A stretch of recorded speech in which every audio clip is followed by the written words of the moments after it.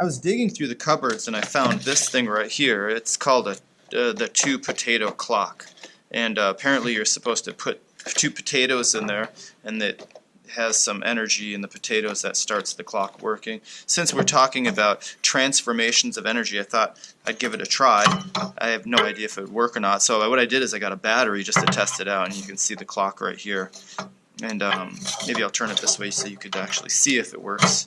Put it like that, and I put one of the leads on the anode and the other on the cathode, and see here. And if you look at that, there it goes. The clock is starting to work. It says 1 o'clock there. Now I don't have any potatoes, so is there anything else that could be used for that? Well, let's find out. I've got some soda pop here, and I've got another soda pop here, Sierra Mist. And if I have a correct assumption, this has calories in it. Remember we talked about potential energy? Well, there's energy in here in the form of chemical energy and sugar. Calories 140.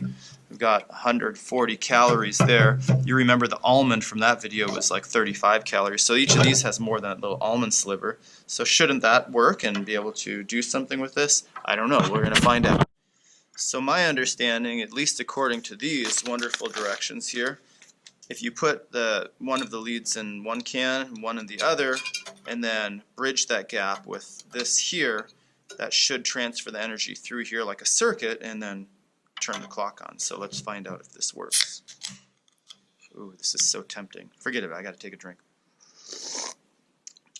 Oh yeah, I can taste the energy. Whoa, that was a good one. Okay, let's try this out. I'm gonna put this in here. It's submerged, under, merged. And then I'm gonna submerge this on here. I think it's in there. Yeah, it's good enough. And then I'm going to take this one and put it in here, and this one put it in here. We'll see what happens.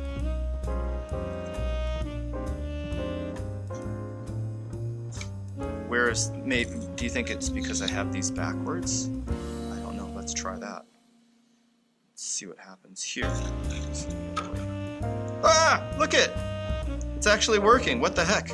This one is really... I got it in the can too much there. Yeah, it says 1 o'clock. Amazing. So there is the chemical energy that's in the soda pop is going through the wires and it's transforming into electrical energy, which feeds this clock, and then it makes these like little liquid crystal display work, which is pretty fantastic. I like that. It's like a transformation of energy right there.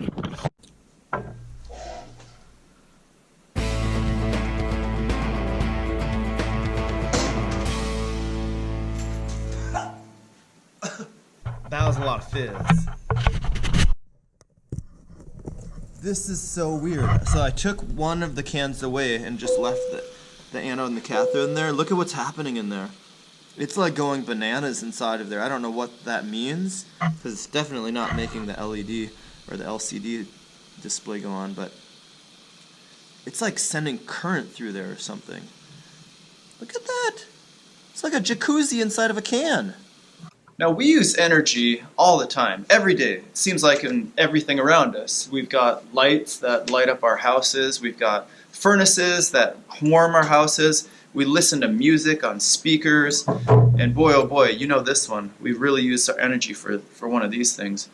Now there seems to be kind of this big debate that goes on in the world between what we call the tree huggers and then the fossil fuelers. In other words, people that like oil and coal and other people that like wind energy and sun energy, and they're always butting heads. I think one thing that people tend to overlook or forget is that any type of energy can be transformed into any other type of energy. You just have to figure out how to do it. So what do I mean by that? I mean, coal, that has potential chemical energy in it. And we burn it, it turns into heat energy, and then we use that heat energy to generate steam, which produces electricity for our houses. The sun also gives off energy in the form of nuclear radiation energy, and it comes and we turn that thermal energy into, or that solar thermal energy into different kinds of energy, like with solar panels, electric energy likewise. And so that sun, we can transform its energy into energy to charge our cell phone. Wind is the same way. It's a form of mechanical energy. As the windmill spins, we can transform that energy into electrical energy as well. So when we always have these debates about who's right and who's wrong, well, what makes the most sense? That's going to be the safest for our planet, because any one of those types of energy can be transformed into any other type of energy.